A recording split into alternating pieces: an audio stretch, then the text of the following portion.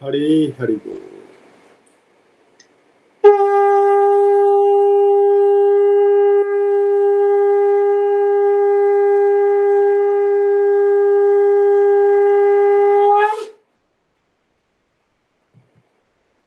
जय श्री कृष्ण चैतन्य प्रभु नित्यानंदा श्री अद्वैत गदाधर श्रीवासादि गौर भक्तवृंदा। हरे कृष्णा कृष्ण कृष्ण हरे हरे, हरे राम राम राम हरे हरे। कृष्ण कृष्ण कृष्ण हरे हरे, हरे राम राम राम हरे। न शस्त्र पर न शास्त्र पर न धन पर ना ही किसी युक्ति पर, हे प्रभु मेरा तो जीवन आश्रित है केवल और केवल आपकी कृपा दृष्टि से। गोलोक एक्सप्रेस में आइए, दुख दर्द भूल जाइए, एबीसीडी की भक्ति में नहीं लोकर नित्य आनंद पाइए। हरि हरि बोल हरि बोल। Transform the world by transforming yourself, busy through body free as a soul. Hari Hari बोल। शरीर से रहिए व्यस्त और आत्मा से रहिए मस्त, हरि नाम जाप करते हुए। हरि हरि बोल एवरीवन, हरि हरि बोल। आज के सत्संग में आप सभी का बहुत बहुत स्वागत है। जैसा कि आप सभी जान रहे हैं, अभी हम लोग होलिस्टिक एजुकेशन सीरीज कर रहे हैं और उसी में हम लोग लाइफ के फंडे के भी कुछ टॉपिक लेंगे। तो आज एक टॉपिक मैं ले रहा हूँ और फिर एक और मे भी नेक्स्ट सत्संग में मैं सोच रहा हूँ कि चूँकि नवरात्रि आज से शुरू हो गई है तो क्यों ना एक नवरात्रे पे एक विशेष सत्संग किया जाए। नवरात्रा का क्या महत्व है, किस किस दिन किस किस देवी का पूजा होता है, तो उस पर एक हम लोग नेक्स्ट सत्संग करेंगे। और उसके बाद फिर जब नवरात्र का जो छुट्टी है, नवरात्र के छुट्टी के बाद फिर हम लोग भगवत गीता का जो है ना वर्ष शुरू करेंगे। तो और भी कोई भी आपके नियर डियर संगी दोस्त कोई भी अगर भगवत गीता का कोर्सेज करना चाहते हो तो उनसे ये कमिटमेंट ले करके ना कि ये रेगुलर रहेंगे वो क्लासेज में, तब उनसे अभी आप उनको भी व्हाट्सएप में जोड़ सकते हैं और उनको भी लिंक शेयर कर सकते हैं एक दो, अगर उनको ट्रायल पे सुनना है, पसंद आ रहा है नहीं आ रहा है, ऐसे भी लोग होते हैं, तो उनको भी आप जोड़ सकते हैं। तो मे बी अक्टूबर में आपका आज का सत्संग अगर हम देखते हैं तो थर्सडे है, नेक्स्ट वीक है, तो नेक्स्ट वीक में एक सत्संग हम लोग करेंगे। फिर उसके बाद 9वीं वाले में 10वीं में नहीं करेंगे। और फिर 14 से 15, तो 15 अक्टूबर से भगवत गीता क्या है कैसे समझे वाला टॉपिक नहीं हो तो हम लोग शुरू करेंगे। या फिर एक एक बीच में ना, हर चैप्टर के बीच में एक बी पॉजिटिव कैसे रहें, कैसे लाइफ जीना है, भगवत गीता के बेस पे जो टॉपिक आती है निकल के ना, उस तरह से लेंगे। जैसा कि आज हम एक टॉपिक ले रहे हैं लाइफ के फंडे, तो इस तरह के टॉपिक हम लोग करेंगे। तो 15 अक्टूबर या उसके बाद हम लोग इसको शुरू कर सकते हैं, नया जो भगवत गीता का सीरीज है। तो ज़रूर आप सभी लोगों को बताएं और जो भी जुड़ना चाहें। टाइमिंग अभी यही रखेंगे, 9 to 10 ट्यूसडे एंड थर्सडे। हरी हरी बोल। तो चलिए, आज का जो टॉपिक है बड़ा ही इम्पोर्टेंट है। कैसे हम कहते तो हैं कि भगवत गीता एक जीवन जीने की शैली है, लाइफ का जो है ना मैनुअल है। जैसे कोई भी प्रोडक्ट का मैनुअल होता है, वैसे ही जीवन का जो मैनुअल है ना वो भगवत गीता है। और कैसे उसको हम अपने जीवन में इम्प्लीमेंट करते हैं, उसको हम आज सीखने की कोशिश करेंगे। साथ साथ में अगर हम शुरू करें अपने जीवन का लक्ष्य क्या है, तो हमेशा जीवन का लक्ष्य क्या होता है, आनंद प्राप्त करना। लेकिन उससे और निम्न स्तर का मजा करना, मस्ती करना, खुशी हासिल करना, इस तरह से हम लोग प्रयास करते हैं। कैसे करते हैं, तो बचपन से ही हम खेलने कूदने में जाते हैं, मस्ती करते हैं। फिर जब बड़े होते हैं तब थोड़ा सा और मूवी वगैरह देखते हैं, है ना, और उसमें आनंद आ रहा है। क्लास बंक करते हैं, उसमें आनंद आ रहा है ना। फिर और जब कॉलेज लाइफ में जाते हैं तो सिगरेट पीने की हैबिट लग जाती है, कि सिगरेट पी करके देखते हैं कि मज़ा आ रहा है कि नहीं। और जब कॉलेज लाइफ में जाते हैं और फिर जब जॉब वॉब लगती है तो और पैसे कमाने के लिए जो है ना एक्टिविटी करते रहते हैं कि पैसा ज़्यादा कमाएंगे तो ज़्यादा मज़ा आएगा, ठीक है। तो इस तरह से जो हमारा जीवन का लक्ष्य हम देखें तो अल्टीमेटली यही आती है कि कैसे हम हैप्पीनेस को प्राप्त कर लें। इस टॉपिक से ही हमने होलिस्टिक एजुकेशन सीरीज को भी शुरू किया था। लेकिन ये हैप्पीनेस प्राप्त करते करते कब हम दुखी हो जाते हैं ये हमें पता ही नहीं चलता। वैसे वैसे बीमारी हमें लग जाती है जो हमें लगता है कि ये बीमारी नहीं है, यही हमको हैप्पीनेस देती है। वैसा ही एक आज का टॉपिक है ओवर थिंकिंग। कभी कभी हम सोचते हैं, प्लान करते हैं, और कभी कभी इतना सोचने लगते हैं, इतना प्लान करने लगते हैं कि हम उस ओवर थिंकिंग के ट्रैप में फंस जाते हैं। यहाँ पे ये मैं बिल्कुल कहना चाहूँगा कि ओवर थिंकिंग करना ट्रैप कब बनता है उस चीज़ को हम समझने की आज कोशिश करेंगे। लेकिन ये मैं नहीं कह रहा हूँ कि सोचना गलत है। प्लान करना, पास्ट से लर्निंग लेना और फ्यूचर के बारे में प्लान करना तो सही है, लेकिन जब ज़्यादा समय आप सोचने में लगा देते हैं, डिसीजन लेने में डिले हो जाती है, ये भी एक तरह का पहचान है। कोई भी आप डिसीजन समय पे नहीं ले पाते हैं, तब आप समझिए कि ओवर थिंकिंग के ट्रैप में हम फंस चुके हैं। तो अब ये जानने का कोशिश करते हैं कि कैसे इस चीज़ को आइडेंटिफाई किया जा सकता है कि मैं ओवर थिंकिंग के ट्रैप में फंस गया हूँ और ओवर थिंकिंग कर रहा हूँ। तो सबसे पहला जो इसमें निखिल जी के जो बी पॉजिटिव की सीरीज है, उस सीरीज में इस तरह के कई सारे वीडियो जो है ना आपको मिलेंगे, तो मैं भी वो भी शेयर कर दूंगा, उसको भी आप ज़रूर सुने और मोर डिटेल्स के लिए। तो सबसे पहला उन्होंने ना कई सारे पॉइंट्स उन्होंने बताए हैं जिसको मैं नोट कर लिया हूँ आप लोगों के लिए, कैसे आइडेंटिफाई। तो सबसे पहला वो कहते हैं ओवर एनालिटिक्स। कुछ लोग एनालिसिस करने में उस्ताद हो जाते हैं, सरल शब्दों में बाल की खाल निकालने में उस्ताद हो जाते हैं। तो कोई भी चीज़ का अगर आप बाल की खाल निकाल रहे हैं, तब आप समझिए कि आप ओवर थिंकिंग के ट्रैप में फंस चुके हैं। ठीक है। ओवर क्रिटिकल होना, ओवर क्रिटिकल, इतना हम क्रिटिसाइज करने लगते हैं ना कि इन्फेरिटी कम्प्लेक्स हो जाती है, मतलब हीन भावना कभी कभी हो जाती है। हीन भावना सब लोग इसको अच्छे ढंग से समझ पाते हैं। हमें लगता है कि सारा प्रॉब्लम मेरे साथ ही हो रहा है, मुझ में ही कुछ कमी है, इसलिए मैं आगे नहीं बढ़ पा रहा हूँ, मेरा ग्रोथ नहीं हो रहा है, इसलिए मैं ही आगे बढ़ता। ऐसा लग रहा है कि मेरे साथ कुछ गलत कर रहे लोग, मेरे साथ गलत हो रहा है। तो इस तरह का ओवर थिंकिंग के कारण आप ऐसा सोचने लगते हैं। तो आप समझ जाइए कि आप इस ओवर थिंकिंग वाले बीमारी से ग्रसित हो गए, है ना। कभी कभी ये हम लोग इसका सलूशन निकालते हैं कि अगर मैं बहुत ज़्यादा ओवर थिंकिंग कर रहा हूँ और बहुत ही ज़्यादा यू नो इशू हो रहा है, तो क्यों ना थोड़ा सा हम लोग खा पी लेते हैं। ठीक है। तो इसमें शराब की लत या कोई भी ड्रग्स की लत लगने की संभावना रहती है। तो धीरे धीरे लगता है कि ओवर थिंकिंग बहुत ज़्यादा स्ट्रेस फील हो रहा है, तो क्यों ना थोड़ा सा ड्रिंक्स कर लेते हैं। तो लोगों को लगता है कि नहीं, इससे बड़ा ही आराम, रिलीफ मिलता है। तो अगर आप रिलैक्स होने के लिए ड्रिंक्स करने की सोच रहे हैं, तो आप समझिए कि आप एक ओवर थिंकिंग की बीमारी से ग्रसित हैं, है ना। फिर कभी कभी आपको लगता है कि पास में मैंने बहुत ही गलती कर लिया था, मैंने ये डिसीजन इतना गलत ले लिया था, इसके चलते आज मुझे जीवन भर भुगतना पड़ रहा है। और ये एक बार सोच लिया ठीक है, लेकिन बार बार यही सोचा है, और कोई एक इंसिडेंट, एक ही घटना आपको बार बार याद आती है, 10 साल पहले घटित हुआ है, 20 साल पहले, लेकिन बार बार आपको घटित होती है, बार बार याद आता है कि मैं ऐसा कर लिया था, अगर मैं नहीं करता तो आज देखो कुछ होता। तो बार बार इस तरह के अगर आप सोच रहे हैं, तो ये भी आप समझिए कि ओवर थिंकिंग के ही शिकार हैं। कई सारी चीज में हम लोग सोचने लगते हैं। नेक्स्ट पॉइंट है कि मतलब लोग मेरे बारे में ही कमेंट कर रहे हैं, दो लोग बात कर रहे होंगे, आप बगल से आप जाएंगे सुनेंगे, तो ऐसा लगेगा कि लोग मेरे ही बारे में बात कर रहे थे, मेरे को ही क्रिटिसाइज कर रहे थे, मुझ पे ही कमेंट मार रहे हैं।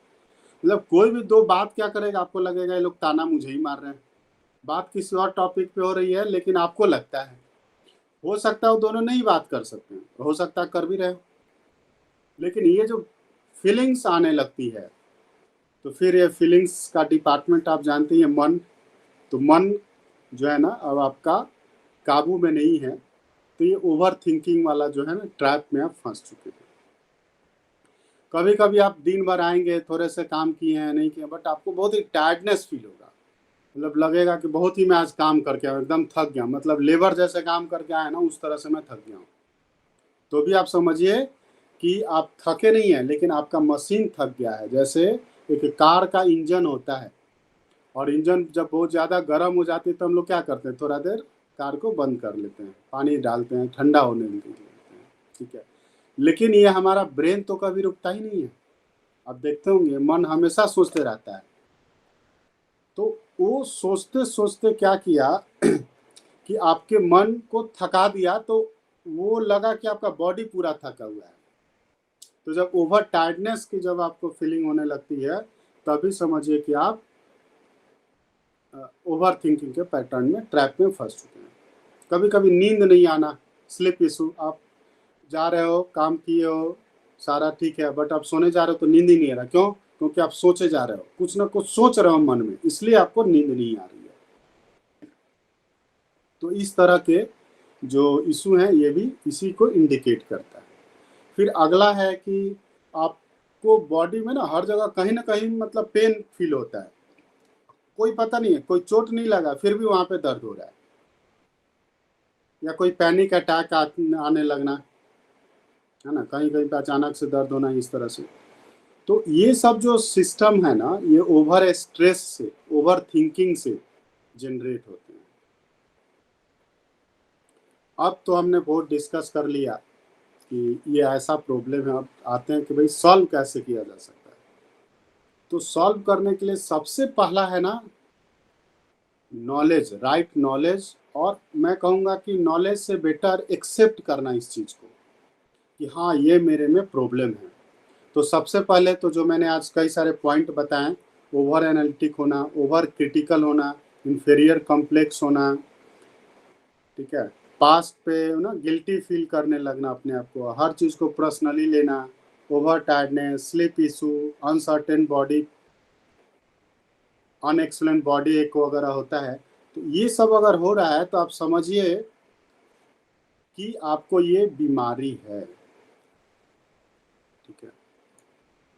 अब आप इसको ठीक करना चाहते हैं, तो सबसे पहले इसको तो आइडेंटिफाई कर करके विश्वास करना है कि हाँ एक बीमारी है, और एक्सेप्ट करना है सबसे पहले, और इसको ठीक किया जा सकता है, ठीक है।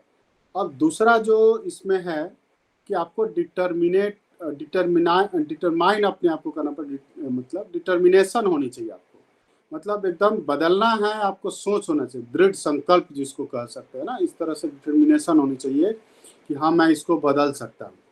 ऐसा नहीं है कि इसके लिए मतलब एकदम दवाई खाना ही पड़ेगा, डॉक्टर के पास जाना ही पड़ेगा, क्योंकि डॉक्टर आपको दवा देंगे तो माइंड को स्लीप मोड में डालने की ही दवा देते हैं, जब भी आपको ज़्यादा स्ट्रेस वगैरह होता है ना तो। लेकिन हमारे वैदिक शास्त्रों में एक से एक ऐसा मेडिटेशन कई सारे हैं, मैं आज एक्सप्लेन भी करूंगा, इस तरह से एक्टिविटी कर कर के आप इससे बाहर निकल सकते हैं। तीसरा चीज समझिए, बड़ा ही इंपॉर्टेंट है, क्योंकि लोगों में बहुत ही अहम रहता है। हम मनुष्य योनि के हैं, भगवान का सबसे नायाब जो है ना, सबसे उन्नत किस्म का योनि है, मतलब इससे ऊपर योनि नहीं है, ठीक है, जो ये मानव जाति है, मानव शरीर है। बट इनमें ईगो एक भरा हुआ रहता है, मैं कर सकता हूँ, जो है मैं कर सकता हूँ। तो इस ट्रैप से बाहर आना, आपको मानना होगा कि ये एक प्रकृति है, और उस प्रकृति को अगर आप उसका रेफरेंस में अपना देखेंगे तो आप इसमें एक रेत के दाना नहीं, दाना का कण के बराबर भी नहीं है। अब आप जैसे इस पृथ्वी को देखिए, तो आप पृथ्वी में एक इंसान एक जगह पे, आप सोचिए एक गांव है आपका, सिटी है, एक कंट्री है, कई सारे कंट्री हैं, ठीक है, पृथ्वी है, उस रेलिवेंस में आपकी क्या औकात है, अगर सिंपल भाषा में मैं बात करूं, नहीं है। तो आपको मिलजुल करके रहना पड़ेगा, चलना पड़ेगा। तो इस चीज को स्वीकार करना कि मैं कंट्रोलर नहीं हूं, जीवन हमेशा मेरे हाथ में नहीं है, मैं जैसा चाहूंगा वैसे ही जीऊंगा, ऐसा नहीं है बिल्कुल। तो दो तरह के हैं। एक है कि आप ये मान लीजिए, शास्त्रों में हमारा इसीलिए ना कुछ कुछ नियम बना दिए गए हैं, जिसको आप मान लीजिए। बाद में भले ही लोग उस पर विश्वास नहीं करते हैं, क्योंकि वो आगे पीछे नियम बनने का जो पीछे का स्टोरी भूल जाते हैं। जैसे एक नियम हो गया कि भाई भगवान करते हैं हर चीज, ठीक है। अगर आप मान लें इस चीज को कि भगवान हैं और भगवान ने हर चीज सेट करके रखा है, जितना जिसके भाग्य में है वही उसको मिलता है। लेकिन यहाँ पे भी इम्पॉर्टेंट है इस बात को समझना कि भाग्य में मिलना ये हमारे कर्मों पे ही डिपेंड करता है, भगवान पे डिपेंड नहीं करता है। तो अगर इस चीज को हम समझे तो अभी से अगर हम कर्म सही करें तो आगे का हमारा भाग बदल सकता है, ठीक है। दूसरा चीज, अगर आप नहीं मानते हैं भगवान को, तो ये तो मानेंगे कि ये प्रकृति है, और प्रकृति में जो रेलिवेंस मैंने दिया, इतने बड़े संसार में हमारा क्या है। तो ये चीज को मानना कि इस तरह का इशू जो है ना, मतलब मान लीजिए किसी भी चीज पे आप गिल्टी फील कर रहे हैं कि मैंने वो ऐसा कर दिया, नहीं करना चाहिए, तो आप मानिए भाई कि आप परफेक्ट नहीं हो सकते, ठीक है। आपके हाथ में हर चीज नहीं है, गलती हो जाती है, उसको लेट गो करके आगे बढ़ने का प्रैक्टिस कीजिए, ठीक है। तो इस तरह से आप ये चीज को समझेंगे ना, तो आप समझेंगे कि हाँ, मतलब आगे पीछे होते रहता है लाइफ का जो है ना, जो ग्राफ है डायरेक्ट स्ट्रेट फॉरवर्ड नहीं है, आपकी ओर अप एंड डाउन है। तो जीवन में अप एंड डाउन होते रहता है, तो ऐसे आते जाते रहते हैं। एक ये है। दूसरा चीज होता है अपने आप को इंगेज रखना। तो इसको निखिल जी बताते हैं बैलेंस अप्रोच रखना। जैसे आपका जो पोर्टफोलियो मैनेजमेंट होता है फिनांस में ना, तो उसको हर तरह के सेक्टर में रखा जाता है फंड को, कि अगर एक सेक्टर अगर डूब रहा है तो आपका पूरा का पूरा फंड न डूब जाए, है ना। तो जैसे आप शेयर मार्केट में आप देखेंगे ना, म्यूचुअल फंड में, तो म्यूचुअल फंड क्यों आया? क्योंकि हमें उतनी जानकारी नहीं थी, तो एक स्पेशलिस्ट बैठा हुआ है जो आपका फंड को इन्वेस्ट अलग अलग शेयर में करता है, ठीक है। और उस शेयर का जो सेक्टर है उसके हिसाब से म्यूचुअल फंड का नाम रख दिया गया है। अब जैसे उसने एक बैंकिंग सेक्टर में डाल रखा है, कुछ इंफ्रास्ट्रक्चर सेक्टर में डाल रखा है, कुछ फार्मास्यूटिकल में डाल रखा है, कुछ अलग अलग कंपनी में पावर सेक्टर में डाल रखा है। तो एक कभी भी समय में ना हर इंडस्ट्री का लाइफ साइकिल अलग अलग चलता है।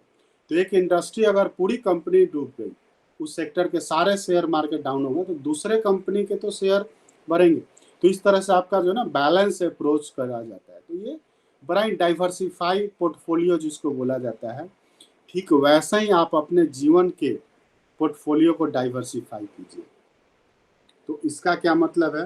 तो जो आपका समय है और एनर्जी है, दो चीज है, इसको फैमिली को भी दीजिए, अपने कैरियर पे भी डालिए, और सोशल लाइफ में भी इंगेज कीजिए।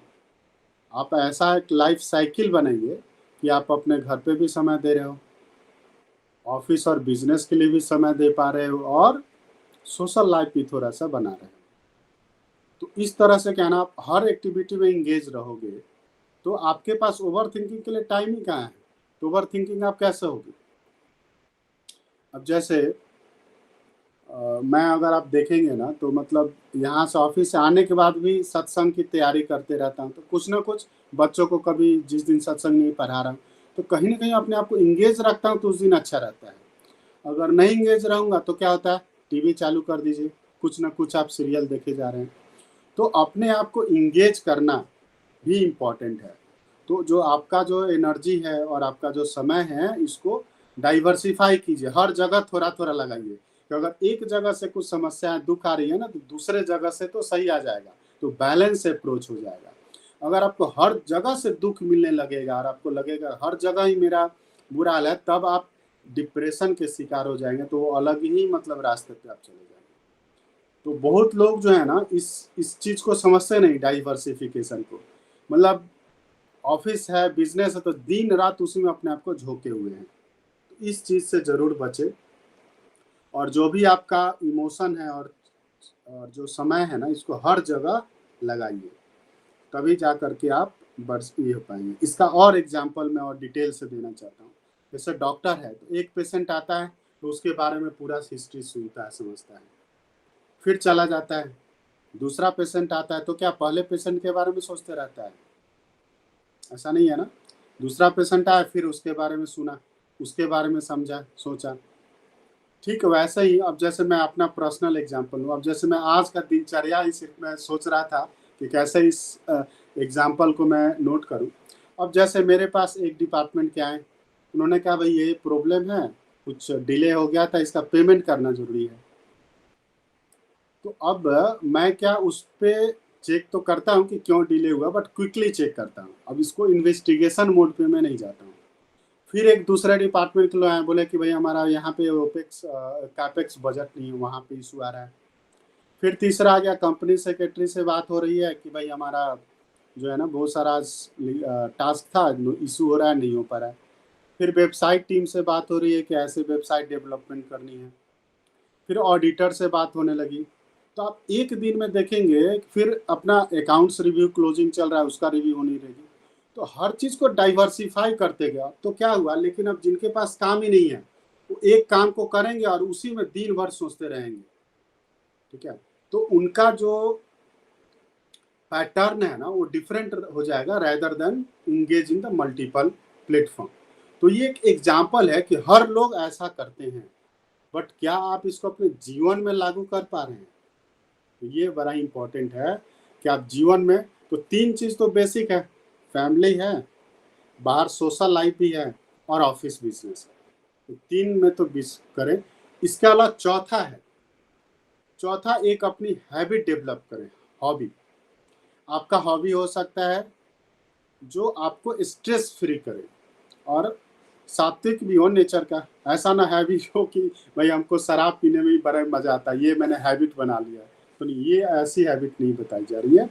हैबिट जैसे प्ले करना, खेलना, कोई आप क्रिकेट है, कोई फुटबॉल खेल रहे हैं, बैडमिंटन खेल रहे हैं, आपका ये मेडिटेशन करने का है। तो इस तरह से आप हैबिट एक बनाइए, तो उसमें भी आपको फ्रेशनेस मिलेगी। मॉर्निंग वॉक करना सबसे बेस्ट है।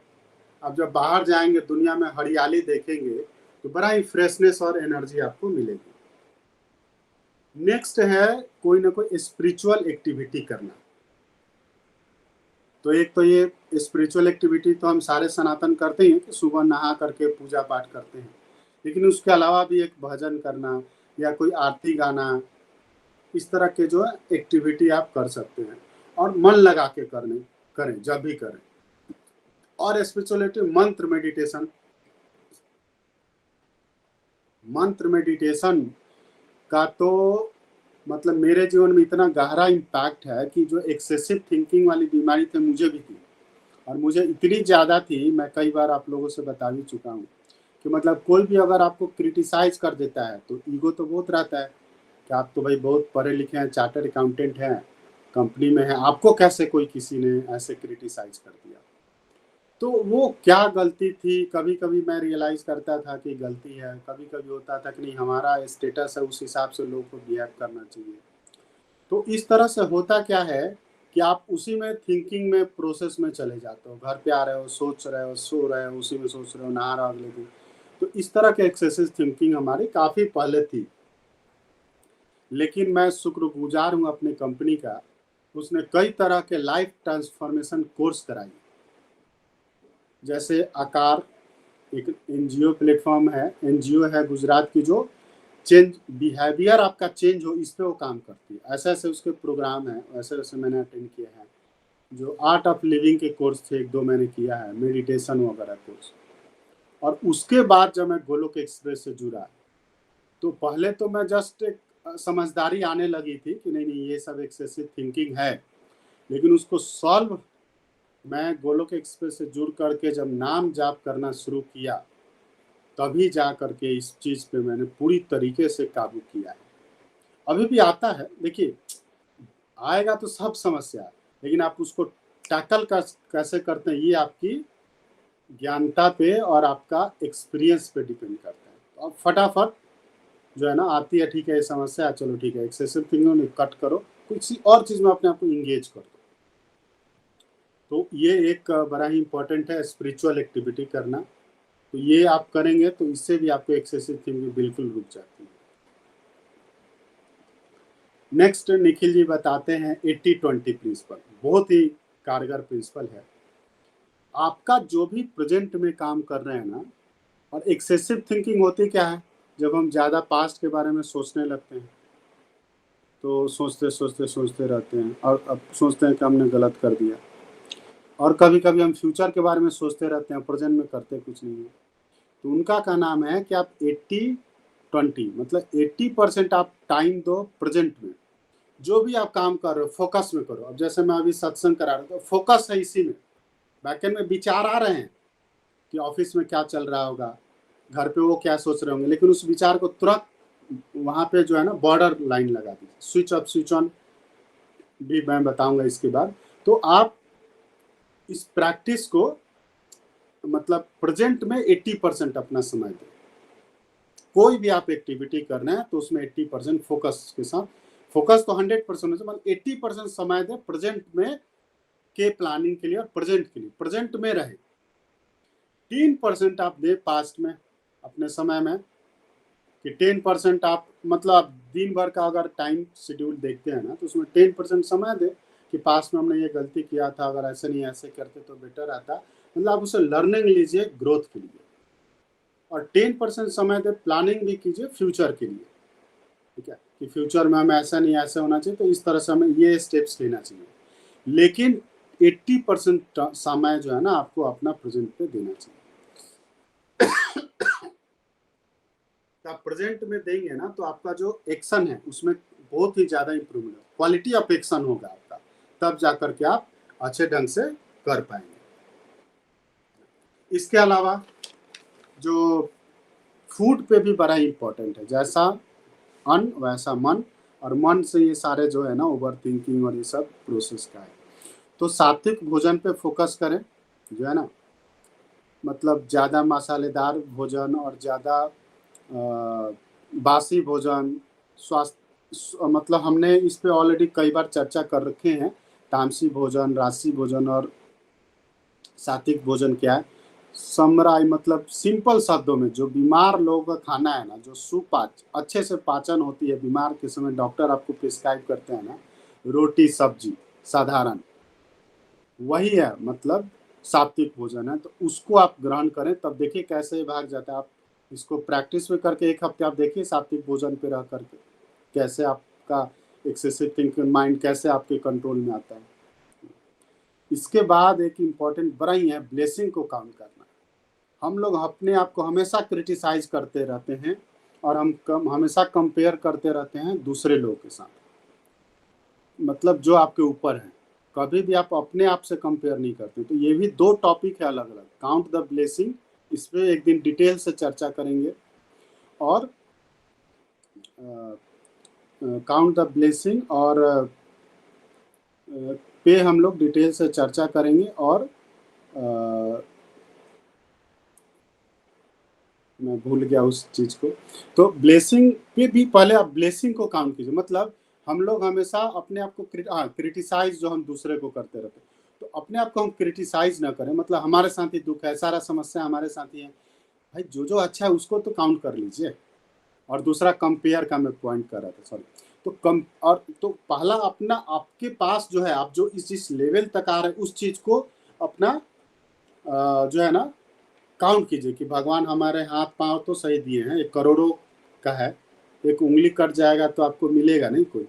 अपना किडनी बेचने जाएंगे तो करोड़ों रुपए मिलेगा, आंख बेचने जाएंगे तो करोड़ों मिलेंगे, लेकिन कोई बेचने के लिए रेडी नहीं है, चाहे वो कितना से कितना गरीब ही क्यों ना हो, अपना आंख नहीं बेचता है, किडनी नहीं बेचता है। तो ये जो आपको मिला है कि आपका सही सलामत है सारा हाथ पांव, ये ब्लेसिंग है आपकी। आप नौकरी कर पा रहे हैं, खाने पीने के आपको लाले नहीं पड़े हैं, अच्छे ढंग से रह रहे हैं, फैमिली है, बच्चे हैं, तो ये सब ब्लेसिंग को काउंट करना शुरू कीजिए, तो भी आपको ये सब एक्सेसिव थिंकिंग से छुटकारा मिले। दूसरा, कंपेयर जब हम करते हैं ना तो अपने आप से कंपेयर कीजिए, डोंट कंपेयर विथ अदर्स। तो आदत क्या है, लोग को ऐसे देखते हैं, हमेशा दूसरे वाले को देखेंगे, हमें घर मिल गया ठीक है, लेकिन उसको देखो 4 BHK का है, मेरा 2 BHK ही है, 3 BHK ही है।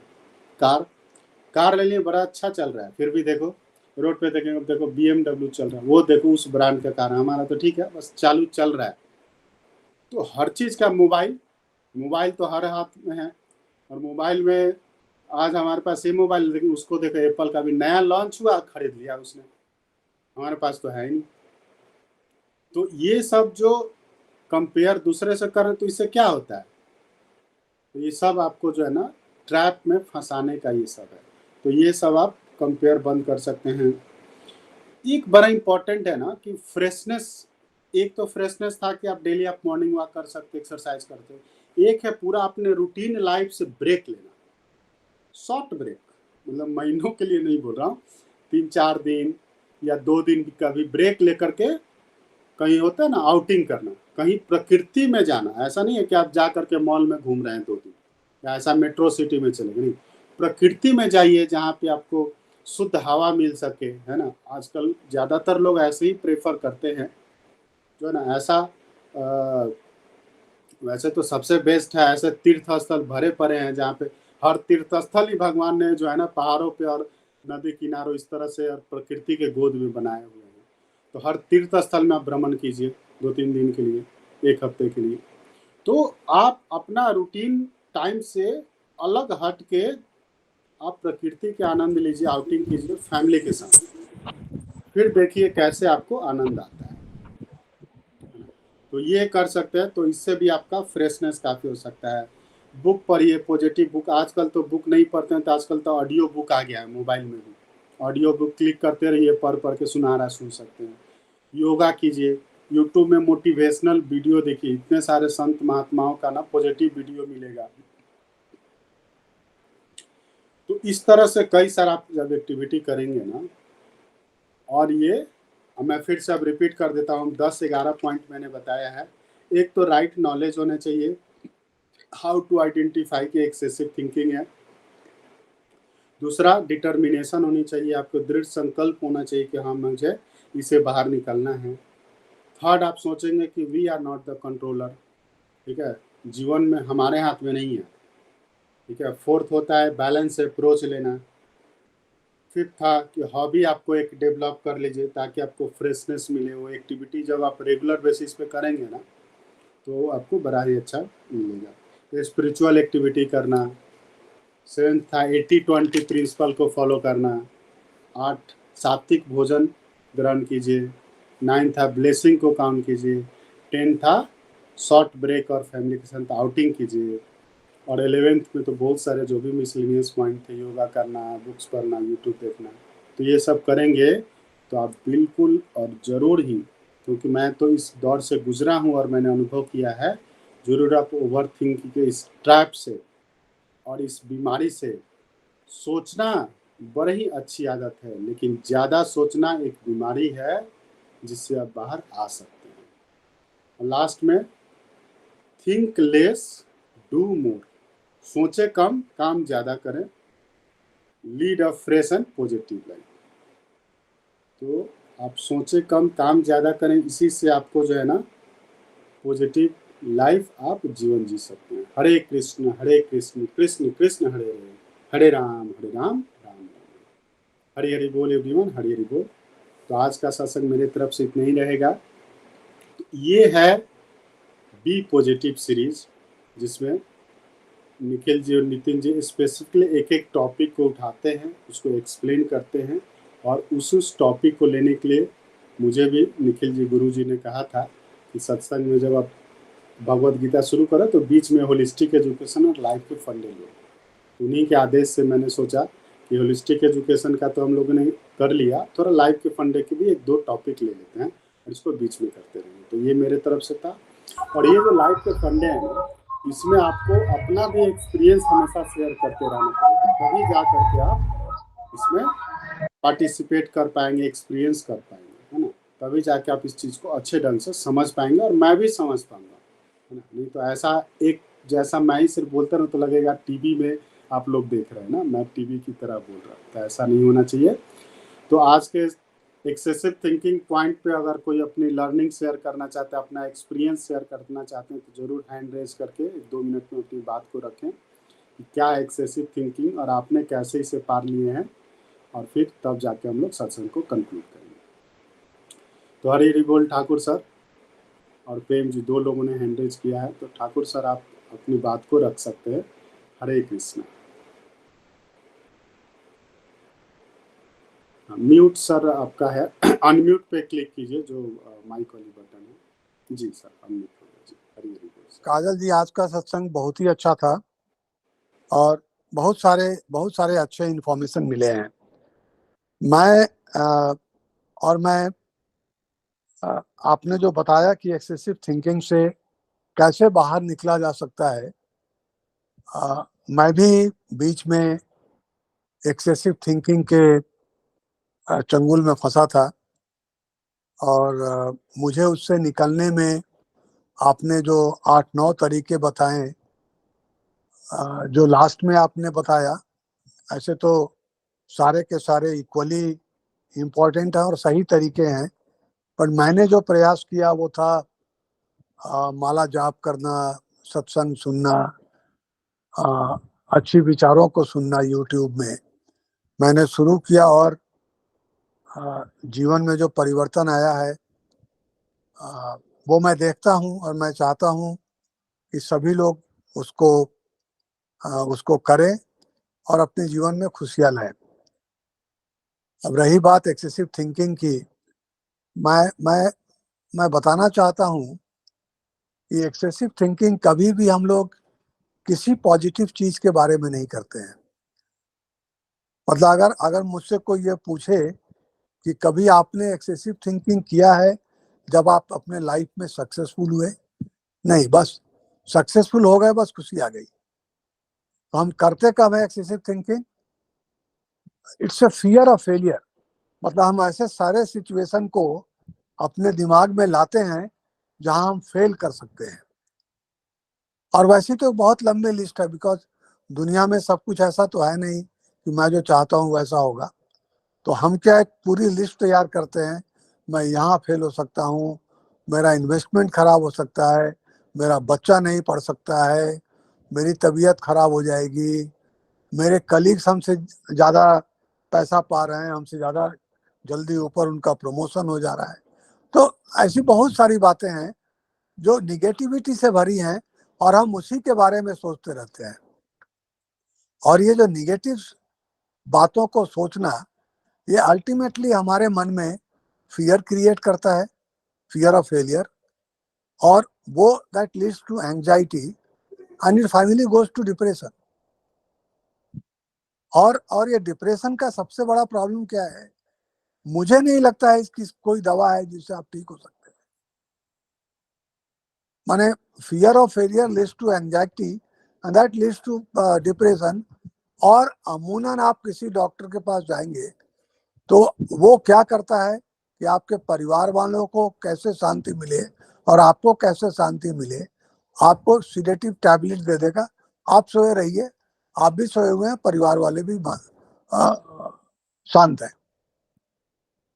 तो कभी भी एक्सेसिव थिंकिंग नहीं करें, बिकॉज एक्सेसिव थिंकिंग जब हम करते हैं तो निगेटिव बातों को छोड़ के, जिससे मेरा हार्म हो सकता है, मेरी बुराई हो सकती है, उसके अलावा कभी भी हम एक्सेसिव थिंकिंग नहीं करते हैं।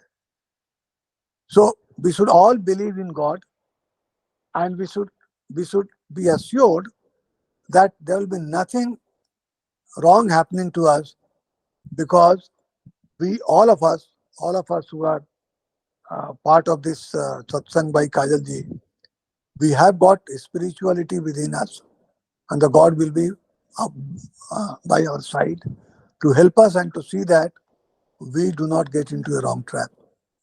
Thank you very much, Kajal ji. Thank you sir.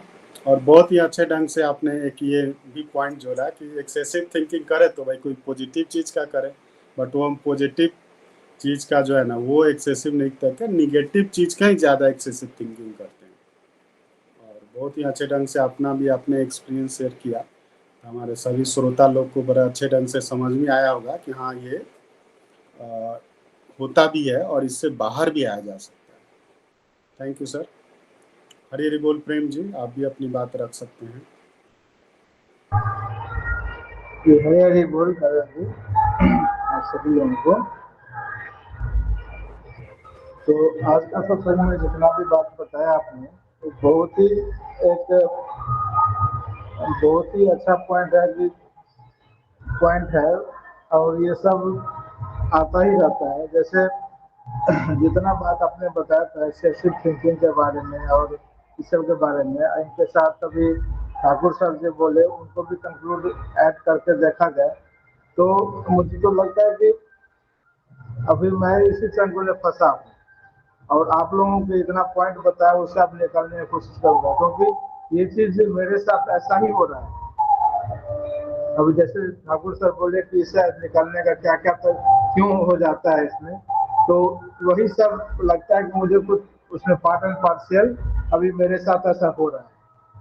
और आपने जो बताया है अभी उस पर कुछ अमल करेंगे जितना संभव हो सकता है और इसे निकालने का हम कोशिश करेंगे, क्योंकि एक्सेसिव थिंकिंग से एक फिजिकल हेल्थ भी लगता है खराब हो रहा है और कुछ काम जो सही डायरेक्शन में हो नहीं रहा है उसके कारण से वो लोग वो ऐसा है। और उसका एग्जाम्पल भी बताया कि वो भी लगता है कि एग्जाम्पल मेरे पे फिट हो रहा है। जो आपको एकदम अपना जो मेरे को हो रहा है मैं आपको अपना शेयर बात आपको कर रहा हूँ आप लोगों को। जी जी बिल्कुल। तो ये एक्चुअली में ये हर लोग के साथ ही होता है, ऐसा नहीं है। बट वही चीज है कि जो लोग इसको आइडेंटिफाई करके एक्सेप्ट करते हैं और जिनको ये रास्ता पता चल जाता है वो आगे निकल जाते हैं। अदरवाइज फिर लोग डिप्रेशन के शिकार हो जाते हैं और दवा मिलता है तो दवा खा खा के लोग जो है ना, मतलब मोटापा का एक अलग बीमारी आ जाती है। ये सब चीज है और हमारे शास्त्रों में इस तरह के कई सारे उपाय दिए हुए हैं, तो उससे हम फ्री ऑफ कॉस्ट जो है ना इस बीमारी से बाहर आ जाते हैं। क्योंकि मुझे तो लगता है बहुत ही कि आदमी जो है सो थोड़ा कोई चीज़ को जल्दी पाने के लिए लोग ऐसा जैसे ऐसा सोचना पड़ता है, जबकि वो सही डायरेक्शन में कभी कभी होता भी नहीं है और वो अपने शरीर को खराब कर देता है, अपने मेंटल लेवल को खराब कर देता है। ऐसा ये सब चीज़ है। जी जी बिल्कुल। चलिए, थैंक यू प्रेम जी कि आप अपनी बात को रखा आपने और अपनी जो है ना बात को शेयर भी किया। और मैं प्रे करूंगा कि जल्दी आप इस ट्रैप से निकल जाएं और इसके लिए आप में जो नाम जाप है ना उसका एक नियम बना लीजिए और उस हिसाब से कीजिए। फिर और अपने आप को बिजी रखने का कोशिश कीजिए। सबसे मतलब जो है ना ईजीएस्ट उपाय है, इससे जरूर आप आगे चलें। हरी हरी बोल। जी जी जी। थैंक यू जी। ठीक है सर। हरी हरी बोल। हरी हरी बोल। ठाकुर सर, आप कुछ कहना चाह रहे हैं क्या? काजल जी, मैं एक चीज बोलना चाहता हूँ। जी मैं सबों के लिए, बिकॉज मैं भी इस दुखद परिस्थिति से करीब 1.5-2 साल में गुजरा था। मैं ये बताना चाहता हूँ सबों को कि कोई भी ये नहीं समझे कि आपको अगर कोई परेशानी आएगी तो आप दुनिया में अकेले हैं।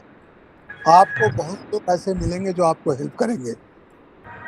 आपके अगल बगल होंगे, आपके साथी होंगे, आपके रिलेटिव होंगे, आपके कुटुंब होंगे, आपके दोस्त होंगे, आपके प्रोफेशनल सीनियर होंगे, प्रोफेशनल जूनियर होंगे।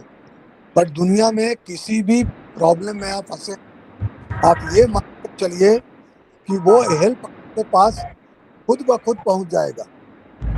तो कभी ये नहीं सोचना है कि मैं अकेला हूँ, अब मैं अकेला फंस गया हूँ, मुझे कोई हेल्प नहीं करेगा। और ये बहुत बड़ा कारण होता है हतोत्साहित होने का, निराश होने का। तो हमें निराश नहीं होना है। जब भी वक्त आएगा भगवान हमारे पास वो सहायता भेजेंगे।